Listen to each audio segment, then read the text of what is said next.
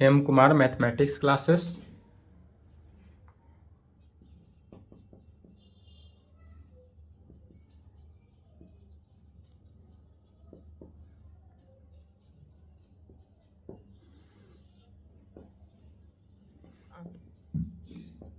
आज 27/3/2023 हो गया। लेक्चर 14 14वां लेक्चर है determinants.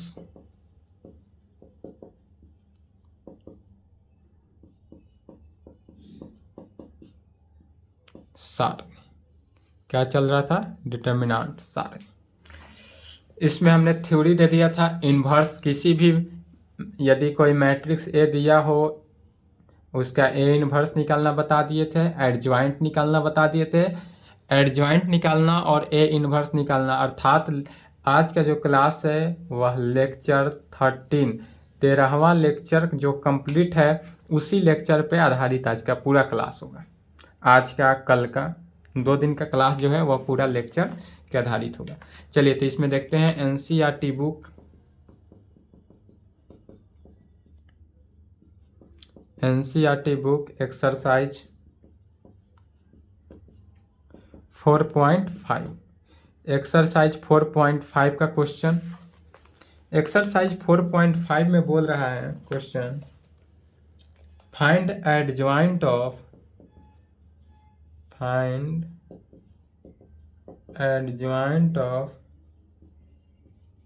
each of the matrices in exercise 1 and 2। पहला 1 2 3 4 और दूसरा 1 -1 2 2 3 5 -2 0 1।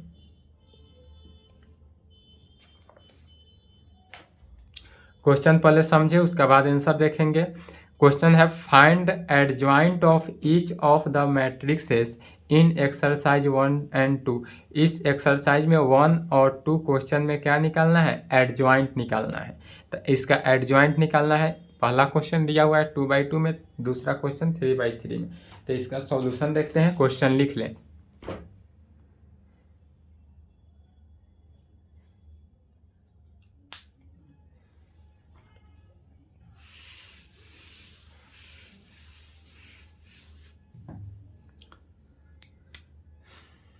सॉल्यूशन गिवन डेट यहाँ पर दिया हुआ है। तो सबसे पहले मान लेते हैं, लेट ए बराबर हम कोई मैट्रिक्स 1 2 3 4 1 2 3 4 मैट्रिक्सेस दिया है, इसका नाम हम मान लिए ए बराबर या कोई मैट्रिक्स मान लिए। तो एडजॉइंट निकालने के लिए सबसे पहले क्या करते हैं? कोफैक्टर निकालते हैं। तो सबसे पहले इसका क्या निकालेंगे? कोफैक्टर्स। कोफैक्टर निकालेंगे तो A11, कोफैक्टर को कैपिटल ए से डिनोट करते हैं। तो A11 निकालेंगे। A11 क्या होगा? A11 निकालने के लिए क्या करते हैं? यह A11 निकालना हो तो इसके सापेक्ष एक्स एक्सिस वाई एक्सिस को ढकते हैं। पॉजिटिव टर्म है तो प्लस रहेगा, 4 है तो 4। 2/2 निकालने में आसानी से निकल जाता है। A12 निकालना है तो यह टर्म निगेटिव होता है तो माइनस पहले ही दे दिए। इसके सापेक्ष एक्स एक्सिस और इसके सापेक्ष वाई एक्सिस को ढके क्या बचा? 3, तो 3 आ गया। A21 निकालेंगे, A21 भी निगेटिव होता है तो माइनस दे दिए और फिर A21 के सापेक्ष एक्स एक्सिस और वाई एक्सिस को ढके तो क्या बचा? 2, तो 2 लिखें। A22 निकालना है तो A22 निकालने के लिए तो पॉजिटिव होता है तो प्लस रहा, इसके सापेक्ष एक्स एक्सिस वाई एक्सिस को ढके क्या बचा? 1, तो 1 लिखें। तो यह हमारा कोफैक्टर निकला। इसलिए अब हम यहाँ पर क्या करते हैं? मान लेते हैं। इसलिए लेट माना कि B कोई मैट्रिक्स मान लेते हैं। तो B मैट्रिक्स जब मानेंगे तो A11 के जगह पर क्या हो गया? 4, A12 के जगह पर -3, A21 के जगह पर क्या करते हैं? -2 और A22 1, तो 1 लिखें। अब यहाँ तक आने के बाद अब इसको क्या करते हैं, we take its transpose, we take its transpose. तब इसका हम सबसे पहले क्या करते हैं, ट्रांसपोज निकालते हैं। तो transpose of B is equal to, transpose निकालने के लिए क्या करते हैं, रो को कॉलम के स्थान पर और कॉलम को रो के स्थान पर। तो R1 को C1 की जगह पर रखेंगे, तो 4 - 3, R2 को C2 की जगह पर, तो -2 1। इसलिए एडजॉइंट ऑफ है, सिर्फ एडजॉइंट निकालना है, तो इसलिए कहेंगे क्या, adjoint of matrix A is equal to transpose of B के इक्वल आता है। तो ट्रांसपोज ऑफ बी 4 - 2 - 3 1 आया। यही हमारा क्या हुआ, आंसर। पहला का आंसर लिख लेंगे। या डायरेक्ट भी 2/2 के लिए क्या बताए थे कि मेन डायगोनल का क्या होता है, इंटरचेंज होता है। मेन डायगोनल में इंटरचेंज होता है और सेकेंडरी डायगोनल का क्या होता है, साइन चेंज होता है। पहला का सॉल्यूशन है, सॉल्यूशन फर्स्ट क्वेश्चन का। दूसरा का सॉल्यूशन इधर देखते हैं। पहला का लिखे, दूसरा का समझे। यह दूसरा में सबसे पहले मान लेते हैं लेट ए बराबर 1 - 1 2 2 3 5 -2 0 1। यह जो है हमारा 3/3 मैट्रिक्स है। तो 3/3 में निकालने में क्या होता है, थोड़ा सा कैलकुलेशन करना पड़ता है अधिक। तो चलिए इसके लिए फिर सेम प्रोसेस वही, सबसे पहले इधर क्या करेंगे, कोफैक्टर निकालेंगे। कोफैक्टर निकालेंगे तो क्या निकालेंगे, A11 सबसे पहले निकालेंगे। A11 कैसे निकालेंगे, तो A11 निकालने के लिए पहले तो प्लस टर्म होता है, तो पॉजिटिव +1 प्लस टर्म इनटू, फिर इसके क्या करते हैं, सापेक्ष एक्स एक्सिस और वाई एक्सिस को ढकते हैं। जो टर्म बचा उस टर्म को लिख दिए 3 5 0 1। अब इस डिटर्मिनेंट को सॉल्व करते हैं तो कितना, 3 - 0 इज इक्वल टू 3। फिर A12 निकालेंगे। तो A12 कैसे निकालेंगे, A12 के लिए माइनस साइन, -1 तो पहले से है ही, तो -1 दिए। इसके सापेक्ष एक्स एक्सिस और वाई एक्सिस को ढकेंगे। क्या बचा, 2 5 - 2 1। तो इसको लिखेंगे 2 5 - 2 1। माइनस माइनस प्लस 1 हो गया, तो 1 × 2 minus minus +10 is equal to कितना हो गया, 12।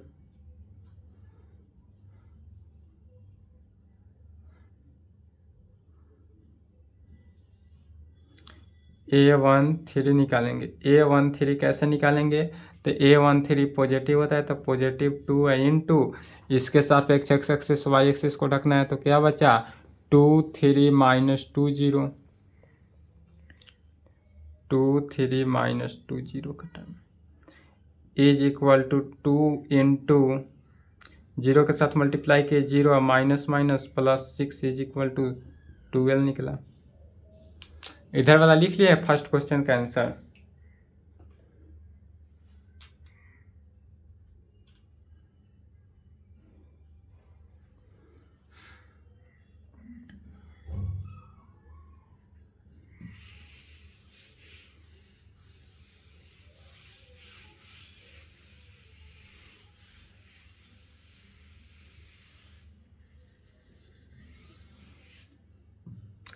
A11 A12 A13 निकल गया। अब क्या निकालेंगे, A21। A21 क्या होता है, निगेटिव टर्म होता है। निगेटिव टर्म पॉजिटिव टर्म कैसे लिख रहे हैं तो पता होगा, प्लस माइनस डिटर्मिनेंट में कैसे चलते हैं, हमें plus minus plus minus plus minus plus minus plus, तो यह माइनस लेकर चल रहे हैं। तो माइनस A21 माने 2, तो -2 इंटू डिटर्मिनेंट इसके सापेक्ष एक्स एक्सिस और वाई एक्सिस को ढकेंगे। तो क्या बचा, -1 2 0 1। -1 2 0 1 determinant is equal to -2 into -1 -0 is equal to minus minus +2। -1 है, अब -2 है तो +2 में हुआ। A22 यदि हम निकालते हैं तो क्या होता है, A22 पॉजिटिव टर्म, A22 क्या है, पॉजिटिव टर्म, तो पॉजिटिव 3 इंटू, अब 3 के सापेक्ष एक्स एक्सिस और वाई एक्सिस को जब ढकेंगे तो क्या बचता है हमारे पास, 1 2 -2 1 1 2 -2 1 is equal to 3 into 1 minus minus +4 is equal to 5 को मल्टीप्लाई करेंगे 3 से तो 15। A22 निकल गया। अब क्या निकालेंगे,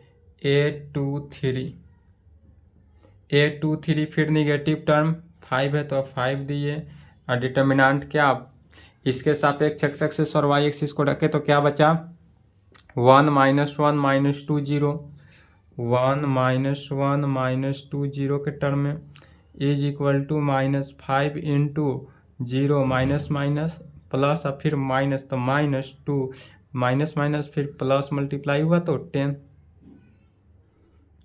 अब A23 तक निकला तो अब क्या निकालेंगे, A31। यह अब जो एडजॉइंट निकालना है, कोफैक्टर निकालना, वो 4.5 में भी और 4.6 में भी निकालना पड़ेगा। और एग्जाम में भी ऐसा ही रहेगा, लंबा क्वेश्चन 3/3 मैट्रिक्स में ही रहेगा क्वेश्चन, 5 नंबर का क्वेश्चन रहेगा, 2/2 में नहीं रहेगा। कभी भी एग्जाम में क्या रहेगा, 3/3 में ही रहेगा। इसलिए ध्यान से समझें और ध्यान से लिखें। फिर A31 निकालेंगे तो कैसे निकालेंगे, पॉजिटिव टर्म है तो प्लस दिए, अब -2 है तो प्लस माइनस -2 ही रहा, तो -2 डिटर्मिनेंट ऑफ, फिर इसके सापेक्ष एक्स एक्सिस और वाई एक्सिस को ढकेंगे तो क्या बचा, -1 2 3 5 में -1 2 3 5 इज इक्वल टू -2 इंटू, इसके साथ मेन डायगोनल करेंगे तो -5 और -6 -5 इंटू -6 इज इक्वल टू -11 और माइनस माइनस +22 में हो गया। कैसे हुआ, तो -11 और माइनस माइनस मल्टीप्लाई किए तो +11 को 2 से 22 हो गया।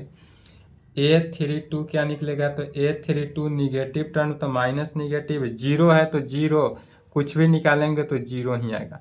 अगर 0 डिटर्मिनेंट के साथ मल्टीप्लाई करेंगे तो 0 आएगा, तो डायरेक्ट इसका कोफैक्टर 0 ही लिख दिए।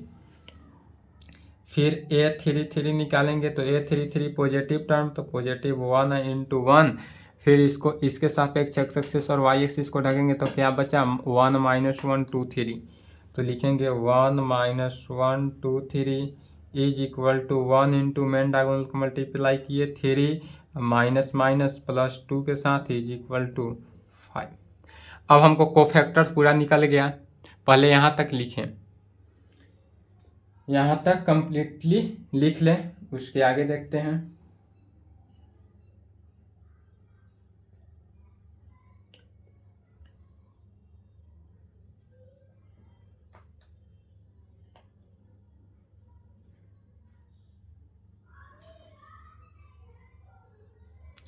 चलिए लिख लिए।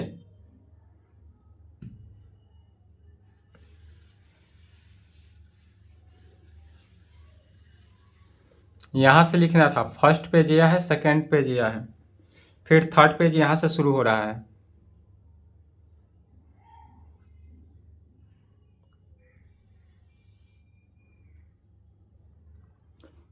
इसलिए फिर अब मान लेते हैं क्या, यहाँ तक आने के बाद लेट, माना कि बी हम कोई मैट्रिक्स मान लेते हैं।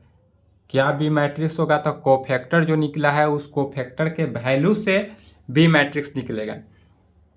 तो कोफैक्टर का वैल्यू क्या क्या है, A11 3 है तो A11 की जगह पर 3 12 12, A21 क्या निकला है 2, तो 2 15 10, फिर A31 कितना निकला है, तो 2 2 मैंने 22 0 5। यह हमारा क्या हुआ, बी कोई मैट्रिक्स मान लिए। कोफैक्टर सब लिख लिए हैं। चलिए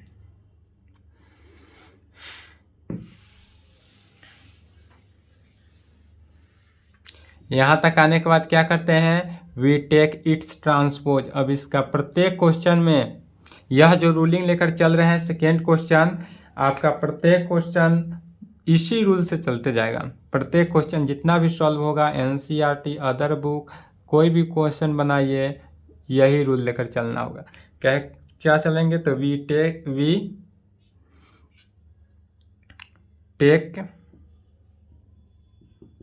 it's transpose, we take its transpose, इसका हम क्या करेंगे, ट्रांसपोज निकालेंगे। तो transpose of B is equal to क्या होगा, तो transpose of B is equal to B matrix जो है इसका ट्रांसपोज कैसे निकालते हैं, तो रो को R1 को C1 की जगह, R2 को C2 की जगह, R3 को C3 की जगह, या तो फर्स्ट क्लास में ही सीखे थे मैट्रिक्सेस में ही, ट्रांसपोज ऑफ ए मैट्रिक्स में, वही यह मैट्रिक्स है, मैट्रिक्स हम निकाल देते हैं ट्रांसपोज। तो R1 क्या है, तो R1 को लिखे C1 में, R2 को क्या लिखेंगे C2 में, R3 को क्या करेंगे C3 में, R3 को C3 में। अब यह हमारा ट्रांसपोज ऑफ बी मैट्रिक्स आ गया। फिर कहेंगे we know that adjoint of matrix A is equal to क्या होता है, transpose of B. Adjoint of matrix A is equal to transpose of B, तो इसलिए adjoint of matrix A is equal to क्या आ गया, ट्रांसपोज ऑफ बी जो निकला है उस वैल्यू को रख देंगे। कितना निकला, 3, 2, 22, 12, 15, 0, 12, 10, 5, यही हमारा एडजॉइंट ऑफ मैट्रिक्स से निकला। आंसर लिख लें इसको।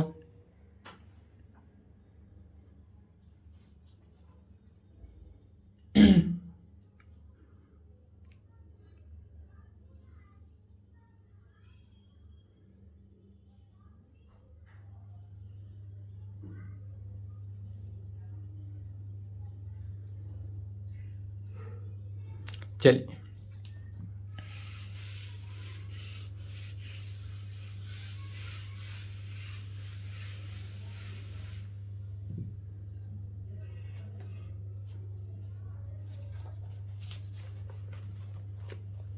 एग्जाम में कभी भी ये मेथड से ही बनाइएगा। कोफैक्टर निकालने का ट्रिक भी होता है, नेक्स्ट क्लास में समझा देंगे, या समय मिलेगा तो आज की क्लास में। लेकिन एग्जाम में कभी भी ट्रिक से कोफैक्टर नहीं निकालेगा, अदरवाइज आपका नंबर काट लेगा। वेरीफाई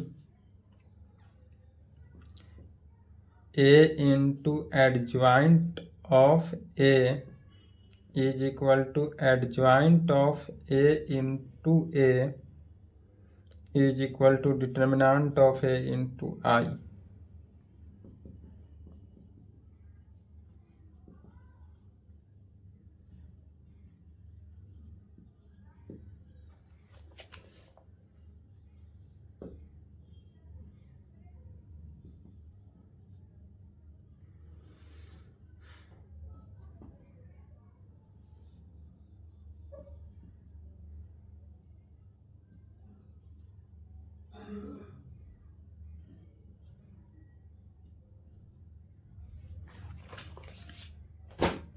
यह क्वेश्चन है नेक्स्ट, वेरीफाई करना है ए मैट्रिक्स को एडजॉइंट ऑफ ए के साथ मल्टीप्लाई करना है, और एडजॉइंट ऑफ ए मैट्रिक्स को ए मैट्रिक्स के साथ मल्टीप्लाई करके इतना प्रूव करना है। यह जो है हमने थ्योरम 1 में भी बताया था। थ्योरम 1 में क्या किए थे, ए मैट्रिक्स को ए आई जे माने थे ऑर्डर n/n में, तो उतना न लेकर इतना दिया हुआ है। उस समय भी बोले थे क्वेश्चन रहेगा वैसा ही बनाना है। इसको लिख लिए, मिटा के आगे बढ़ते हैं।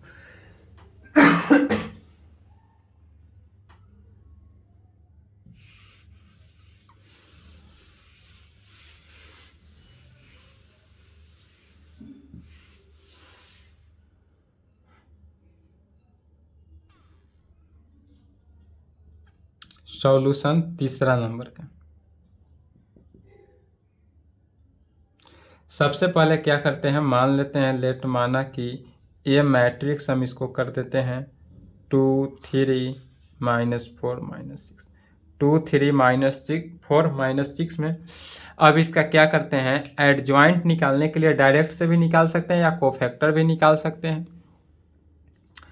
अगर हम डायरेक्ट से निकालते हैं, adjoint of matrix A is equal to क्या करते हैं, मेन डायगोनल का इंटरचेंज करते हैं। मेन डायगोनल में इंटरचेंज किए तो -6 2 के जगह पर -6 और -6 के जगह पर 2, और सेकेंडरी डायगोनल में साइन चेंज करते हैं। +3 है तो -3 और -4 है तो +4। यह हमारा क्या निकल गया, एडजॉइंट ऑफ मैट्रिक्स है। डायरेक्ट निकाल दिए।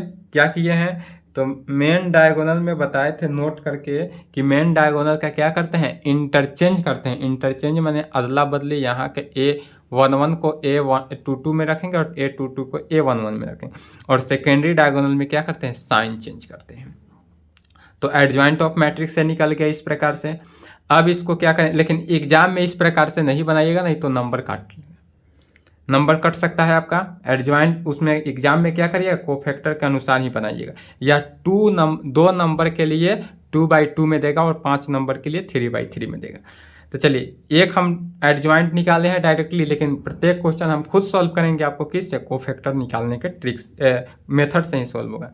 अब इसमें क्या करना है, left hand side adjoint of A, इसलिए कहेंगे ए मैट्रिक्स को एडजॉइंट ऑफ मैट्रिक्स ए के साथ मल्टीप्लाई करने से क्या निकलेगा, तो A is equal to A matrix हमारा क्या है, 2 3 -4 -6 को मल्टीप्लाई करना है एडजॉइंट ऑफ मैट्रिक्स ए के साथ -6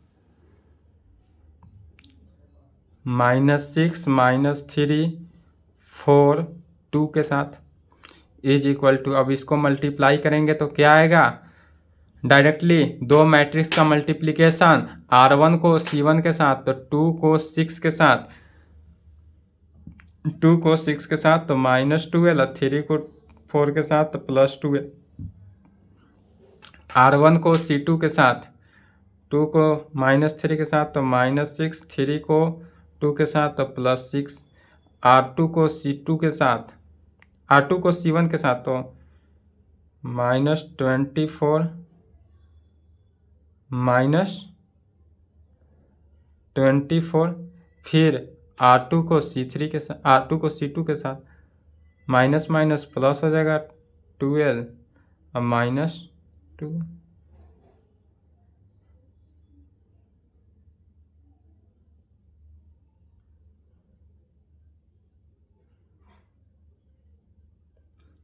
माइनस माइनस प्लस, पहला टर्म प्लस है, अब क्या आ गया, 0, सब कट कर 0, तो 0/0 में आया। क्या आया, जीरो मैट्रिक्स। जीरो मैट्रिक्स को 00 से डिनोट करते हैं। जीरो मैट्रिक्स को कैसे डिनोट करते हैं, 00 से। जीरो मैट्रिक्स को 00 मैट्रिक्स से डिनोट करते हैं। क्वेश्चन लिख लिए, यहाँ तक लिखे, उसके आगे इधर देखते हैं।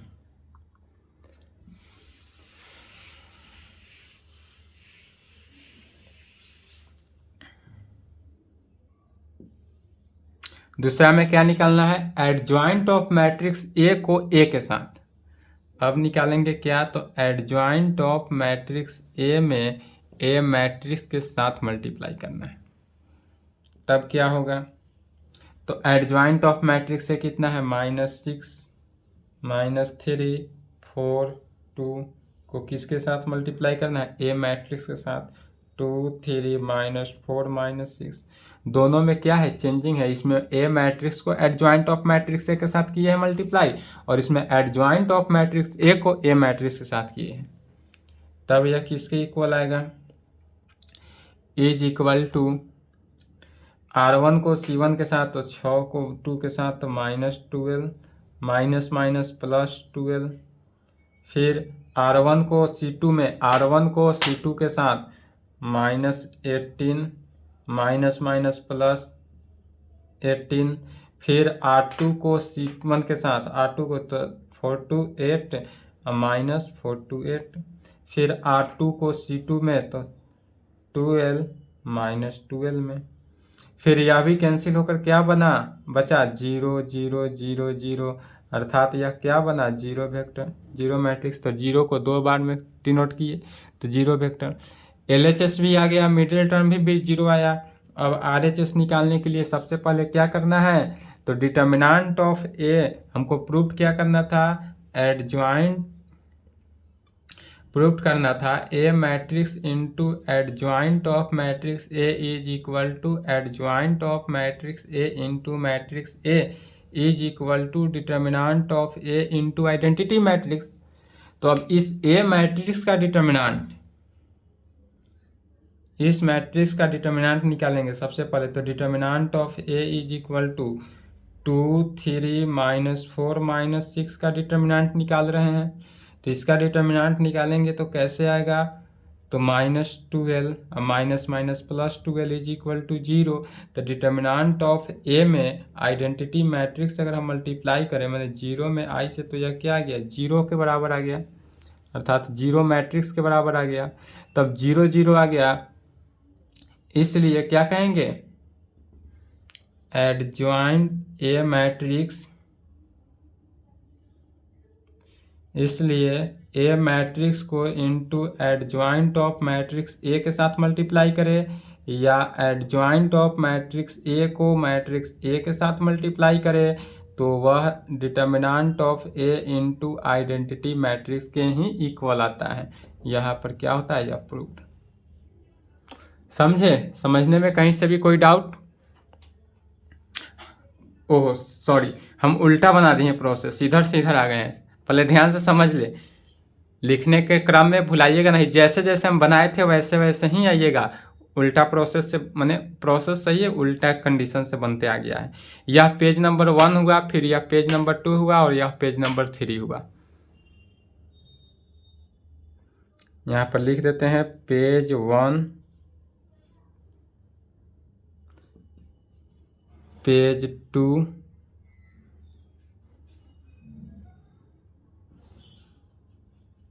पेज 2, और ये हो गया पेज 3।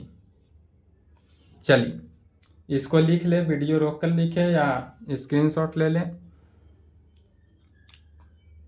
चौथा नंबर क्वेश्चन जो बनाएंगे उसमें बहुत लंबा प्रोसेस है, 3x3 है, उसमें समय अधिक लगेगा वीडियो, इसलिए चौथा नंबर क्वेश्चन नेक्स्ट क्लास में होगा।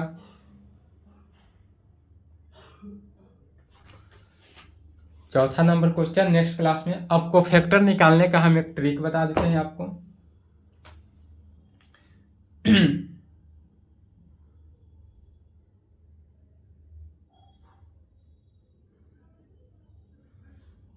चलिए लिख लिए, वीडियो को रोक कर लिख ले या स्क्रीनशॉट ले लें। कोफैक्टर निकालने का ट्रिक थोड़ा देख लें, लेकिन ट्रिक बता रहे हैं, लेकिन ट्रिक से कभी भी मत निकालिएगा। बता दे या छोड़ दे, हम खुद सोच रहे हैं, क्योंकि ट्रिक बताएंगे तो आप लोग ट्रिक से ही निकालिएगा, और ट्रिक से एग्जाम में कभी भी निकालिएगा तो आपका नंबर कम हो जाएगा।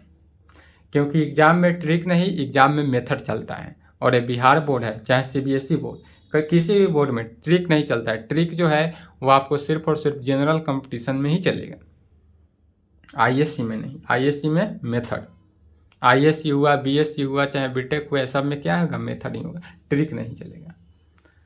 लेकिन ऐसे हम फिलहाल बता देते हैं। हो गया, चलिए कोफैक्टर निकालने का ट्रिक।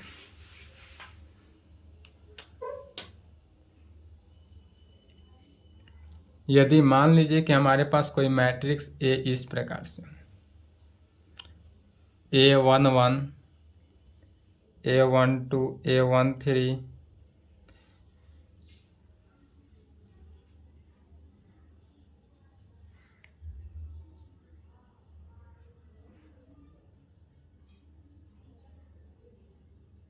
ABC, DEF, GHI। यदि कोई मैट्रिक्स हमारे पास इस प्रकार से दे ABCDEFGHI में, तो इसका कोफैक्टर कैसे निकालेंगे? मेथड तो आपको पता ही है, लेकिन मेथड नहीं, ट्रिक।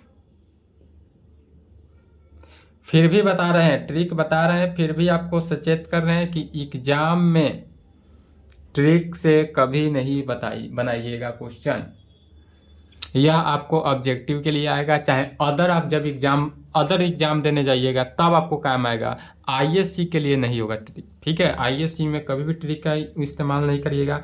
यह आप जब आगे एग्जाम किसी भी चीज़ का दीजिए, एसएससी सीएचएस में, चाहे कोई भी एग्जाम हो जॉब के लिए, तो उसमें आप ट्रिक का इस्तेमाल कर सकते हैं, लेकिन यहाँ पे नहीं। ट्रिक से कोफैक्टर निकालने के लिए सबसे पहले क्या करते हैं, ABCDEFGHI जैसे है वैसे हम तो लिखेंगे ही। जैसे जितना डिटर्मिनेंट मैट्रिक्स रहे उतना मैट्रिक्स को लिख देते हैं। अब यहाँ से देखेंगे कि फर्स्ट और सेकेंड है उसको लिख लेते हैं। फर्स्ट में क्या है, ABC, फर्स्ट का क्या किए, ABC को लिखे और सेकेंड में DEF को लिखे। फर्स्ट लाइन और सेकेंड लाइन लिखे। फिर इधर से भी फर्स्ट लाइन और सेकेंड लाइन, तो इधर से फर्स्ट लाइन क्या हो गया, AD, फिर इसको BEHBE, समझे। ध्यान से देखें, पहले यह ABCDEFGH इतना तक तो लिख लिए, ऊपर से 2 लाइन लिखे, फिर इधर से 2 लाइन लिखे, मैंने R1 R2 लिखे नीचे और फिर C1 और C2 इधर बढ़ा के लिख दिए। अब इसमें यहाँ तक आने के बाद इधर से क्या करते हैं, लेफ्ट से इस प्रकार से घेर के हटा दिए, कैंसिल कर दिए। इतना जो वैल्यू आया इस वैल्यू को क्या किए, कैंसिल कर दिए, यह वैल्यू हट गया। इस वैल्यू से अब हमको कोई काम नहीं। अब R1 निकालने के लिए क्या करेंगे, A11 निकालेंगे। कैसे, तो A11 इज इक्वल टू हो गया, E को I के साथ मल्टीप्लाई करना है, EI माइनस FHF। E को I के साथ मल्टीप्लाई किए माइनस HF, H को F के साथ। फिर A12 निकालने के लिए G को F के साथ और I को D के साथ, तो क्या हो गया, GF माइनस DI। GF का मतलब दूसरा मत समझिएगा, G को मेन डायगोनल को G को F के साथ पहले मल्टीप्लाई करेंगे तो GF और माइनस DI में। फिर A12 is equal to, A12 निकालने के लिए D को H के साथ मल्टीप्लाई करना है, D को H के साथ माइनस G को E के साथ, मल्टीप्लाई, ठीक है। फिर इसी प्रकार A21 निकालने के लिए क्या करेंगे, H को C के साथ और B को I के साथ, H को C के साथ माइनस B को I के साथ मल्टीप्लाई करना है। फिर A22 निकालने के लिए, A22 को कैसे निकालेंगे, तो A22 निकालने के लिए A को I के साथ, G को C के साथ, A को I के साथ माइनस देना है बीच में, G को C के साथ।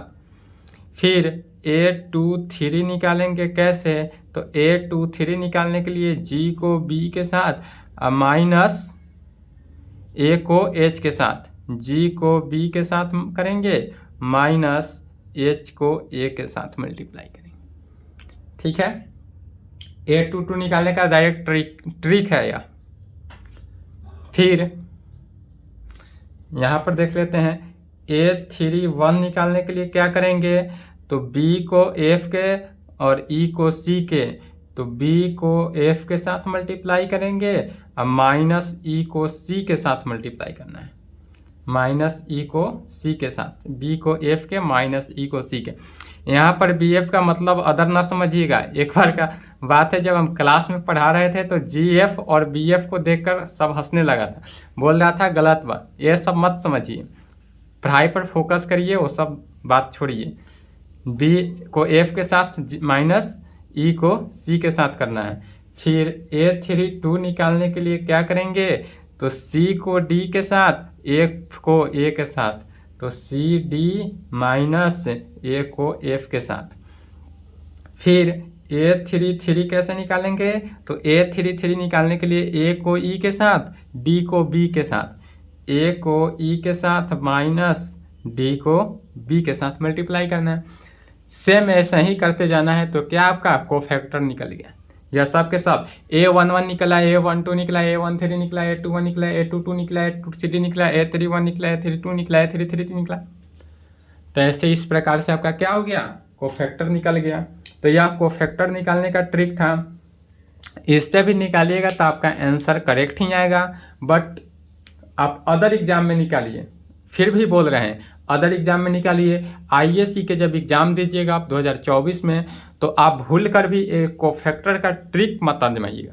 कोफैक्टर का ट्रिक से होगा क्या कि आपका क्वेश्चन बनाने के लिए समय ज़्यादा मिल जाएगा, प्रैक्टिस इतना होगा कि आपसे क्वेश्चन बन जाएगा। लेकिन अगर आप ट्रिक से बनाइएगा तो 5 नंबर का क्वेश्चन रहता है, 5 नंबर का क्वेश्चन, बिहार बोर्ड है चाहे सीबीएसई बोर्ड, 5 नंबर का जैसा क्वेश्चन रहता है उस हिसाब से आपको पन्ना भी भरना रहता है। यदि आप ट्रिक बनाइएगा तो 2 सेकंड में बन जाएगा। हमने कोफैक्टर निकाला था मेथड से, तो आप देखे थे R1 को एक्सपेंड किए, R2 को एक्सपेंड किए, R3 को एक्सपेंड किए, कितना लंबा प्रोसेस गया था, पूरा बोर्ड पर भी नहीं अटा था, 2 बार साफ किए थे, मिटाए थे, उसके बाद अटा था। और इसमें देखिए ट्रिक से बनाए, पूरा बोर्ड भी नहीं भरा और तब तक कोफैक्टर निकल गया, एकदम शॉर्टकट में निकल गया कोफैक्टर। तो इस प्रकार से निकालिएगा तो आंसर आ जाएगा। लेकिन आपका वही हुआ कि 5 नंबर की जगह 3 नंबर देगा, 2 नंबर काट लेगा। इसलिए आप कभी भी मेथड से ही बनाइएगा। चलिए इतना तक को आप कंप्लीट करें और नेक्स्ट क्लास में आपको चौथा नंबर क्वेश्चन मिलेगा।